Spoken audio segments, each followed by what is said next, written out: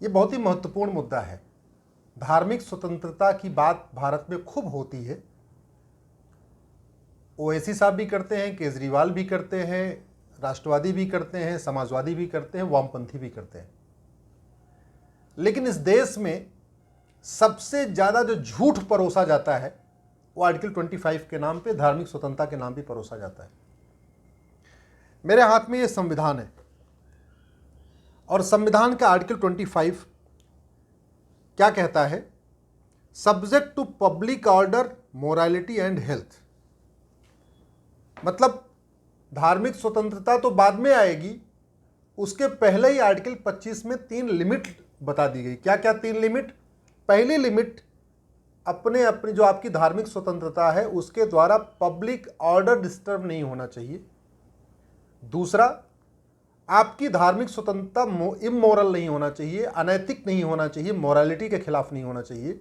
और तीसरा इसमें लिखा हुआ हेल्थ, धार्मिक स्वतंत्रता की आड़ में आप किसी की हेल्थ खराब नहीं करेंगे। और इसमें केवल ये नहीं लिखा कि केवल आप इंसान की हेल्थ नहीं खराब करेंगे, इसमें हेल्थ लिखा हुआ है, इसका मतलब आप जानवर की भी हेल्थ खराब नहीं कर सकते धार्मिक स्वतंत्रता की आड़ में।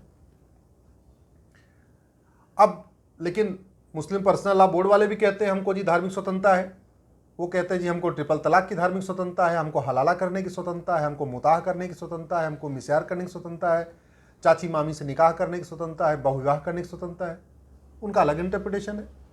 ओवैसी साहब कहते हैं जी हमें आर्टिकल 25 मिला हुआ है, हम तो कुछ भी कर सकते हैं, हम तो 20-20 लाउड स्पीकर लगा के चिल्ला चिल्ला के अजान कर सकते हैं। उनका अलग अपनी व्याख्या। हालांकि वो पढ़े लिखे हैं, वो जानते हैं, वो ऐसे ही पढ़े लिखे हैं, ला किए हुए हैं, बैरिस्टर हैं और उनको पता है कि एक्चुअल में आर्टिकल 25 क्या है। इस आर्टिकल 25 को पढ़ने के लिए आपको संविधान सभा की बहस पढ़ना पड़ेगा कि जब ये संविधान में आ रहा था तो उस समय क्या क्या दलीलें दी गई थी। संविधान सभा में बहुत साफ साफ कहा गया कि इस देश में लोगों को अपने धार्मिक धर्म को पालन करने का अधिकार है। अब बहुत खास तौर पे समझिए, धर्म को पालन करने का अधिकार है, धर्म के प्रचार प्रसार करने का अधिकार है, लेकिन अधर्म का नहीं। धर्म और अधर्म में बहुत जमीन आसमान का अंतर है। आर्टिकल 25 कहता है कि भारत के सभी नागरिकों को अपने अपने रीति रिवाज पालन करने का अधिकार है। अब यहां पे भी ध्यान देने की जरूरत है, रीति अलग होती है, कुरीति अलग है, और रीति और कुरीति में जमीन आसमान का अंतर है। आर्टिकल 25 कहता है कि देश के सभी नागरिकों को अपनी अपनी प्रथा, जो धार्मिक प्रथा है, उसको पालन करने का अधिकार है, लेकिन प्रथा और कुप्रथा इसमें भी जमीन आसमान का अंतर है। तो आर्टिकल 25 हमें धर्म का पालन करने का अधिकार देता है, अधर्म का नहीं। रीतियों को पालन करने का अधिकार देता है, कुरीतियों को नहीं। प्रथा को पालन करने का अधिकार देता है, कुप्रथा को नहीं। और धर्म, प्रथा और रीतियों के पालन में भी 3 लिमिट लगा दिया। क्या? पब्लिक ऑर्डर डिस्टर्ब नहीं होना चाहिए, अनैतिक काम नहीं होना चाहिए, और किसी की हेल्थ खराब नहीं होना चाहिए। कहने का मतलब यह है कि जब आप अपने मत, मजहब, संप्रदाय का पालन कर रहे हैं, उसका प्रचार प्रसार कर रहे हैं, तो पब्लिक ऑर्डर डिस्टर्ब न हो। कहने का मतलब सड़क जाम करके नहीं कर सकते आप किसी पब्लिक पार्क में कब्जा करके नहीं कर सकते, आप सार्वजनिक स्थान पर जाके हंगामा करके अपना रीतियों का पालन, अपनी धार्मिक रीतियों का पालन नहीं कर सकते। मोरालिटी, आप अपने मत मजहब के पालन में कोई अनैतिक काम नहीं करेंगे। इसका मतलब झूठ नहीं बोलेंगे, फरेब नहीं करेंगे, धोखा नहीं करेंगे, पाखंड नहीं करेंगे, काला जादू नहीं फैलाएंगे, अंधविश्वास नहीं फैलाएंगे। ये हो गया मोरालिटी। तीसरा जो राइडर है, तीसरी जो लिमिट क्या है आर्टिकल 25 की? हेल्थ। अपने रीति रिवाज के पालन में आप किसी की नींद खराब नहीं करेंगे, किसी की हेल्थ खराब नहीं करेंगे, अपने रीति रिवाज के पालन में एयर पोल्यूशन नहीं करेंगे, वाटर पोल्यूशन नहीं करेंगे, अपने रीति रिवाज के पालन में नॉइज पोल्यूशन नहीं करेंगे कि पता चला 20-20 भोंपू लगा दिया और इतना जोर जोर से आरती कर रहे हैं, इतनी जोर जोर से अजान पढ़ रहे हैं कि लोगों की नींद खराब हो जा रही है ना। ये नहीं कर सकते। मोरालिटी का मतलब इमोरल काम नहीं करेंगे। इसका मतलब अपने अजान में, अपनी चौपाई में, अपने दोहे में, अपनी आरती में किसी ऐसे शब्द का प्रयोग नहीं करेंगे जिससे पब्लिक ऑर्डर डिस्टर्ब हो जाए।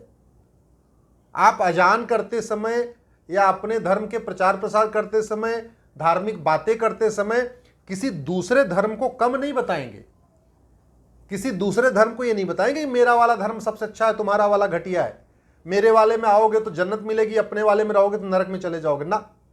ये आर्टिकल 25 के खिलाफ है।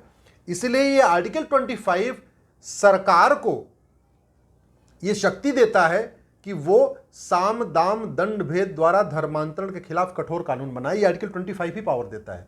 जो आर्टिकल 25 लोगों को धार्मिक स्वतंत्रता देता है, वही आर्टिकल 25 केंद्र सरकार और राज्य सरकार को पावर देता है कि वो धर्मांतरण के खिलाफ, काला जादू के खिलाफ, अंधविश्वास के खिलाफ कठोर कानून बनाए।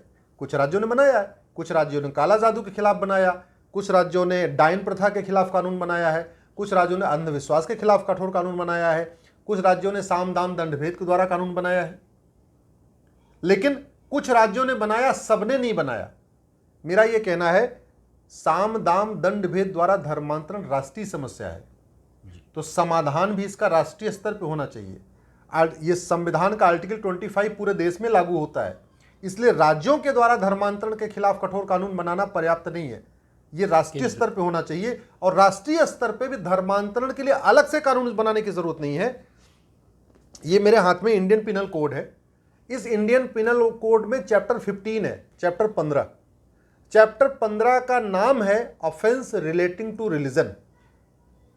ऑफेंस रिलेटिंग टू रिलीजन यानी धर्म से संबंधित जो अपराध है उसका इसमें ब्यौरा दिया हुआ है। इसी में आर्टिकल 298 के बाद 298A जोड़ दिया जाए, एक अलग से सेक्शन जोड़ दिया जाए, और उसमें यह कह दिया जाए कि भाई धोखा दे के, काला जादू दिखा के, अंधविश्वास फैला के, फरेब करके, डरा के, पैसे की लालच दे के अगर आप धर्मांतरण करोगे तो आपके खिलाफ कानून या आपको धारा लगेगी। बस केवल इतना करना है, अलग से कानून बनाने की जरूरत नहीं। कुछ राज्यों ने बनाया, मैं उनको विरोधी नहीं हूं, मैं कह रहा हूं ठीक, अच्छा, उन्होंने अच्छा काम किया, लेकिन समस्या राष्ट्रीय है तो समाधान भी राष्ट्रीय स्तर पे होना चाहिए, और राष्ट्रीय स्तर पे अलग कानून की जरूरत नहीं है। इसी आर्टिकल, इसी इंडियन पिनल कोड के चैप्टर 15 में एक अलग से धारा जोड़ने की जरूरत है। 298 के बाद 298A जोड़ दिया जाए, धर्मांतरण पूरे देश में अपराध हो जाएगा। फिर ये जो आर्टिकल 25 है, ये कहता है अपने धार्मिक रीति रिवाज में आप किसी भी तरीके का अनैतिक काम नहीं करेंगे। झूठ बोल के शादी करना, झूठ बोल के निकाह करना, धोखा दे के निकाह करना, अपनी पहचान छुपा के विवाह निकाह करना, अपना हुलिया बदल के निकाह करना, हिंदू से मुस्लिम बता के निकाह करना, यह आर्टिकल 25 के खिलाफ है। बिल्कुल। अब इसका समाधान क्या है? इसका समाधान भी हमारे इंडियन पिनल कोड में है। इंडियन पिनल कोड के सेक्शन 493 में लिखा हुआ है कि धोखे से विवाह करने पे 10 साल की सजा होगी। लेकिन यह चूंकि 150 साल पुरानी है, उस समय उतना ख्याल नहीं आया, इसलिए मैं कह रहा हूं बार बार, एक तो हमें नई इंडियन पिनल कोड की जरूरत है। ये पुरानी वाली 150 साल पुरानी बेकार हो चुकी है, ये आज की डेट में बिल्कुल काम नहीं कर रही है। एक नई इंडियन पिनल कोड बने, और जिस तरीके से इसमें 493 में लिखा हुआ है धोखे से विवाह करने पे 10 साल सजा होगी, उसमें धोखा को डिफाइन कर दिया जाए। बस जी, केवल धोखे को डिफाइन कर दें कि धोखे का मतलब पहचान छुपाना, धोखे का मतलब हुलिया बदलना, धोखे का मतलब हिंदू से मुस्लिम बताना, धोखे का मतलब अपने पता गलत बताना, धोखे का मतलब अपना धर्म गलत बताना, इसको धोखा कहते हैं। इंटरप्रिटेशन हो जाएगी, ऑटोमेटिकली सबको 10 साल की सजा होगी। तो आर्टिकल 25 धार्मिक स्वतंत्रता देता है, अधर्म की स्वतंत्रता नहीं देता। आर्टिकल 25 प्रथा की स्वतंत्रता देता है, कुप्रथा की स्वतंत्रता नहीं देता। आर्टिकल 25 रीतियों को पालन करने की स्वतंत्रता देता है, कुरीतियों को पालन करने की स्वतंत्रता नहीं देता। आर्टिकल 25 धार्मिक रीति रिवाज से विवाह करने की स्वतंत्रता देता है, झूठ बोल के, पाखंड करके, धोखा दे के, पहचान छुपा के विवाह करने, निकाह करने, शादी करने की इजाजत बिल्कुल नहीं देता। इसलिए अब समय आ गया है कि संविधान के आर्टिकल 25 को एक्चुअली इंप्लीमेंट किया जाए, राष्ट्रीय स्तर पे एक इंडियन पिनल कोड नई बने, उसी में एक धारा जोड़ा जाए धर्मांतरण के लिए, साम दाम दंड भेद द्वारा धर्मांतरण के खिलाफ एक धारा बने, एक धारा उसी में जोड़ा जाए, झूठ बोल के, धोखा दे के, पहचान छुपा के जो निकाह किया जाता है, विवाह किया जाता है, उसके लिए भी एक धारा बने, तब जाके ये आर्टिकल 25 एक्चुअल में होगा। नहीं तो इस आर्टिकल 25 के आड़ में एक तो झूठ चलता रहेगा, फरेब चलता रहेगा। आर्टिकल 25 के आड़ में लोग 20-20 लाउड स्पीकर लगा लेंगे अपने धार्मिक स्थानों के ऊपर, लोगों का कान फोड़ते रहेंगे, लोगों को नींद खराब करते रहेंगे, लोगों को आने जाने में डिस्टर्ब करते रहेंगे। आप जरा कल्पना करिए, अभी मार्च का महीना आने वाला है जी, सारे एग्जाम शुरू हो जाएंगे, सारे 8वीं 9वीं 10वीं 11वीं 12वीं सारे बच्चों के एग्जाम शुरू हो जाते हैं जी। सुबह बच्चों को 5 बजे उठ के पढ़ने का टाइम होता है, उनको अपनी तैयारी करनी है। लेकिन क्या होता है, तैयारी कैसे करें, इतना जोर जोर से 20-20 भोंपू लगा दिया जाता है, लाउड स्पीकर इतना तेज तेज चिल्लाया जाता है कि 2 किलोमीटर दूर जो बच्चे हैं उनको भी पढ़ना मुश्किल हो जाता है। मेरे घर से 2-1.5 किलोमीटर दूर से इतनी आवाज़ आती है सुबह 5 बजे, यहाँ पढ़ना मुश्किल हो जाएगा। आप कल्पना करिए कि जहाँ वो भोंपू बज रहा है, जहाँ वो 20 लाउड स्पीकर बज रहा है, उसके 500 मीटर के एरिया में बच्चे कहाँ से पढ़ेंगे। भैया आर्टिकल 25 आपको नॉइज पोल्यूशन का अधिकार नहीं देता। आप आर्टिकल 25 आपको शांति से अपने धर्म का पालन करने का अधिकार देता है। भोंपू बजा के चिल्ला चिल्ला के कान फोड़ू आपको लोगों को डिस्टर्ब करके जो है ये आपकी इजाज़त नहीं देता। आर्टिकल 25 ये नहीं कहता सुबह सुबह आप सबकी नींद खराब कर दो। आर्टिकल 25 ये नहीं कहता कि अपने आप रीतियों के पालन में दूसरों को परेशान कर दो। और वैसे भी ये जो लाउड स्पीकर है ये कब बना, 200-250 साल पहले। और धर्म और मजहब कितने पुराने चल रहे भाई, 2000 साल से तो क्रिश्चियनिटी चल रही, 2000 साल हो गए तकरीबन। इस्लाम जो है 1400 साल हो गए। सनातन धर्म भगवान जाने कब से चल रहा है। तो लाउड स्पीकर का धर्म से, लाउड स्पीकर का ना हिंदू धर्म से कोई संबंध है, ना लाउड स्पीकर का इस्लाम से कोई संबंध है, ना लाउड स्पीकर का किसी भी धर्म से कोई संबंध नहीं। और ऊपर वाला बहरा भी नहीं है कि उसको सुनाई नहीं पड़ता। अरे वो तो आत्मा के मन की बात जानता है, तो उसको इतना तेज तेज चिल्ला चिल्ला के बताने की जरूरत ही नहीं है। आप मन में सोचिए, मन में ध्यान करिए, तब भी ऊपर वाले को समझ में आ जाएगा। तो मेरा ये आर्टिकल 25 पाखंड का भी विरोधी है। आर्टिकल 25 कहता पाखंड मत करो, धर्म का पालन करो, पाखंड का पालन मत करो। आर्टिकल 25 कहता है आप वास्तव में सीधे सीधे भगवान से कनेक्ट हो, भगवान का प्रचार प्रसार करो, अपने खुदा का प्रचार प्रसार करो, अपने अल्लाह की इबादत करो, लेकिन काला जादू मत फैलाओ, अंधविश्वास मत फैलाओ। ये मत बताओ कि एक बार यहां आ जाओगे तुम्हारा कैंसर ठीक हो जाएगा। ये मत बताओ यहां एक बार आ जाओगे तो तुम्हारा जो पैर का ऑपरेशन हुआ है वो ठीक हो जाएगा। मैं आजकल देख रहा हूं आज की डेट में जो मिशनरियां कर रही हैं, क्या क्या कर रही हैं जी, वो आर्टिकल 25 की आड़ में लोगों को अंधविश्वास फैला रही हैं। जगह जगह चंगाई सभा लग रही है। कितने लोग चंगा होते हैं मुझे तो आज तक कोई नहीं पता चला, लेकिन हाँ पैसा दे के वहाँ सामने ला के वीडियो बनवा देते हैं, जी चंगा हो गए, चंगा हो गए, चंगा हो गए। कोई चंगा पंगा नहीं होता है, केवल आर्टिकल 25 की धज्जियाँ उड़ाई जा रही हैं।